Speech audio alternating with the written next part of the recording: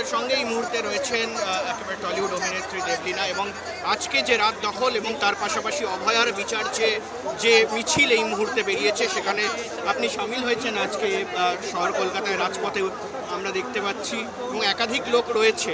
ইতিমধ্যেই সঞ্জয় রায় তিনি গ্রেফতার। কি মনে হয়, এখনো 1 বছর হয়ে গেল, বিচার কি পাওয়া হলো না? বিচার যদি পাওয়া হতো তাহলে তো WBJDF আমার ডাক্তার বন্ধুরা তারা তো এই মিছিলটা ডাকি দিতেন না। আজকে রাত দখলে ডাকি তো দেওয়া হতো না। যদি বিচার হয়ে গেছে তাহলে আজকে কেন রাস্তায় হাঁটছে? স্মরণে তো না, বিচারের দাবিতে। আজ এই মুহূর্তে গত বছর মেয়েটি বেঁচে ছিল, কিছুক্ষণ পর ঘটনাটা ঘটেছে। আজকে রাতটা তার জীবনের শেষ রাত ছিল, সে সেটা তখনও বুঝতে পারেনি। তবে সবাই বলছেন 1 বছর হয়ে গেল। 1 বছর মানে 365 দিন। সেটা বিচার একটা আন্দোলনের ক্ষেত্রে শিশু বয়স হিসেবে ধরা যেতে পারে। কত 100 বছর ধরে আন্দোলন হয়েছে আমাদের ইতিহাস বলে। ফলে যেটা ইতিবাচক দিক সেটা হচ্ছে 1 বছর হয়ে গেছে, কিন্তু আগুন নিভতে দেয়নি WBJDF, নাগরিক সমাজ, অভয়া মঞ্চ। আগুন এখনো জ্বলছে, ওই তো দেখা যাচ্ছে। তাই যদি হয় তাহলে পরে একদিন বিচারও পাওয়া যাবে, এই আশা নিয়েই আজকে পথে নামা। কি মনে হচ্ছে? কেউ দাবি করছে যে কলকাতা পুলিশ নথি সরিয়েছে, আবার কেউ বলছে যে CBI ঠিকমতো তদন্ত করেনি। এত কথা, এত আলোচনা, এত দীর্ঘ আলোচনা হয়েছে 1 বছর আগে এবং বহু মাস ধরে। এই নিয়ে নতুন করে আর কিচ্ছু বলার নেই।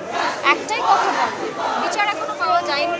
তাই জনগণ বিচার পাওয়া যাবেই আশা নেই। কি মনে হয় কেন লোকানো হচ্ছে? বারবার যে সবাই দাবি করছে, কি কারণে লোকানো হতে পারে? পুরোনো কথা, এই নিয়ে আর কিছু নতুন করে বলার নেই। এটা পুরোনো কথা, এটা নিয়ে আর নতুন করে কিছু বলার নেই। হয়ে গেছে যা বলার। একেবারে আমাদের সঙ্গে এই মুহূর্তে দেবলীনা ছিলেন এবং তিনি একেবারে স্পষ্টত জানালেন যে আরজিকর আন্দোলন ঠিক 1 বছর আগে শুরু হয়েছিল, সেই আরজিকর আন্দোলনের কিন্তু প্রায় 1 বছর পূর্ণ, এবং ইতিমধ্যেই যে নোংরা কাজ হয়েছে একেবারে আরজিকর হাসপাতালের অন্দরে, এবং শুধুমাত্র তাই নয়, একজন ডাক্তার তিনি প্রাণ হারিয়েছেন, এবং তার পাশাপাশি শুধুমাত্র প্রাণ হারানো নয়, একেবারে নৃশংস অত্যাচার, এবং সেই অত্যাচারের পরে তিনি প্রাণ হারিয়েছেন। এবং ঠিক সে কারণে কিন্তু এই মুহূর্তে দাঁড়িয়ে কলেজ স্ট্রিট থেকে শুরু করে শ্যামবাজার পর্যন্ত মিছিল বেরিয়েছে, এবং ঠিক আমার পেছনে আমি দেখাবো, আমার ক্যামেরা পার্সন শুভজিৎকে বলবো একবার দেখাতে, যে লম্বা মিছিল ওয়েস্ট বেঙ্গল জুনিয়র ডক্টরস ফ্রন্টের তরফে কিন্তু এই মুহূর্তে সেই মিছিল বার করা হয়েছে। দেবাশিস, এই মুহূর্তে দাঁড়িয়ে দীর্ঘদিন হয়ে গেল, 1টা বছর কেটে গেল, CBI পুলিশ কি বিচার পেল না অভয়া? দেখুন, আজকে 1টা বছর পেরোলো। 1টা বছর আগে আজকের রাতেই আমাদের সহকর্মী ডিউটি করতে ঢুকেছিল, 36 ঘন্টা ডিউটিতে ছিল, কিন্তু সে বাড়িতে ফেরেনি। তারপর থেকে আমরা যা দেখলাম, এক বিপুল গণজাগরণ দেখলাম। প্রত্যেক মানুষ চাইল বিচার, কিন্তু কারা দিল না। আজকে আমাদের এখনও রাস্তায় নামতে হচ্ছে। কেন বাবা মাকে ধরে ঘুরতে হচ্ছে বিচারের জন্য? সেটাই আমাদের প্রশ্ন। এই যে ভুলিয়ে দেওয়ার রাজনীতি, আমরা একটা কথাও ভুলিনি। 9 আগস্ট কী হয়েছিল? সকাল থেকে সেমিনার রুমে শাসক দলের থ্রেড সিন্ডিকেটের যারা মাথা, তাদের ভিড়, উকিল থেকে ডেটা অপারেটর, সবার ভিড় আমরা ভুলিনি। সেটা সুইসাইড বলে চালিয়ে দেওয়ার চেষ্টা। আমরা ভুলিনি তার শরীরকে, মৃতদেহকে বাবা মাকে বসিয়ে রেখে তড়িঘড়ি পুলিশ কর্ডন করে পুড়িয়ে দেওয়া হয়েছিল। আমরা ভুলিনি বাবা মাকে টাকা দিয়ে মুখ বন্ধ রাখার চেষ্টা হয়েছিল। আমরা ভুলিনি 14ই আগস্ট আন্দোলনকারীদের মারার জন্য আরজি করে ভাঙচুর চালানো হয়েছিল। সেমিনার রুম কোথায় বলে খুঁজতে যাওয়া হয়েছিল, কলকাতা পুলিশ তাদের ধরতে পারেনি। আর আমরা এটাও ভুলিনি যে CBI এত বড় কথা বললো, তারা প্রাথমিক চার্জশিটে বললো যে বৃহত্তর ষড়যন্ত্র রয়েছে। তারা দুজনকে গ্রেপ্তার করে রাখলো তথ্য প্রমাণ লোপাটের জন্য, কিন্তু একটা সাপ্লিমেন্টারি চার্জশিট দিল না। তাহলে কি দাঁড়াচ্ছে? যে এই রাজ্য প্রশাসন এবং কেন্দ্রীয় তদন্তকারী সংস্থা এবং সর্বোপরি বিচার ব্যবস্থা আমাদের সহকর্মীকে বিচার দিতে পারলো না। তো সেই জায়গা থেকে কেন বিচার দিতে পারলো না, একটা কথাও যে আমরা ভুলিনি, ভুলবো না, ভুলতে দেবো না, সেই জায়গা থেকে কিন্তু আজকে আমরা আবার রাস্তায়। এবং আজকে 1 বছর কেন, আজকে যদি প্রয়োজনে 10 বছর পরে রাস্তায় থাকতে হয়, আমরা কিন্তু থাকবো। অভয়ার বাবা মা তিনি আজকে অভিযোগ করেছেন তারা যে CBI দফতরে তারা CBI হেডের সঙ্গে দেখা করতে গিয়েছিল, কিন্তু সেখানে গিয়ে কোথাও তাদেরকে বলা হয়েছে, তাদের দাবি যে CBI বলেছে এই কেসটা ছেড়ে দেবে।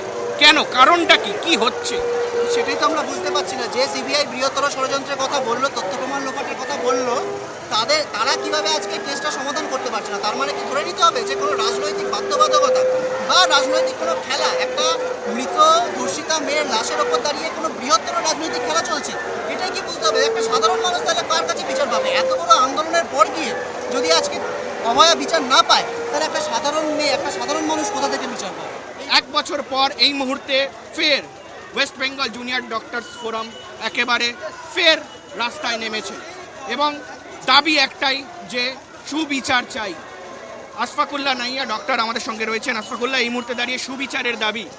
সিবিআই তদন্ত করেছে, বিভিন্ন অভিযোগ এসছে, পুলিশের তথ্য প্রমাণ লোপাট, বিচার কবে হবে? এই প্রশ্নটা আমাদেরও আছে। আপনারা যে প্রশ্নটা করছেন, আমরাও সেম প্রশ্নটাই করছি যে কবে কনক নড়বে, কবে আপনার অপরাধীরা ধরা পড়বে, কবে অপরাধীদেরকে আপনার জেলবন্দি করা হবে, কবে একটা মেয়ে সুবিচার পাবে। একটা মেয়ে সে এরকম ডিউটিরত অবস্থায় হসপিটালের ভিতরে, সিকিউর জোনের ভিতরে আপনার পরিষেবা দিতে এসে তার জীবন চলে গেল, এখনো পর্যন্ত কেউ শাস্তি পেল না। এখনো পর্যন্ত একজন ব্যক্তিকে দাঁড়িয়ে দিয়ে যাবজ্জীবন জেল, এটা কি এই অন্যায়ের এই শাস্তি? এটা আমরা মেনে নিতে পারি না। এটা এক ধরনের অত্যাচার হচ্ছে, শাস্তি না দিয়ে এক ধরনের অত্যাচার।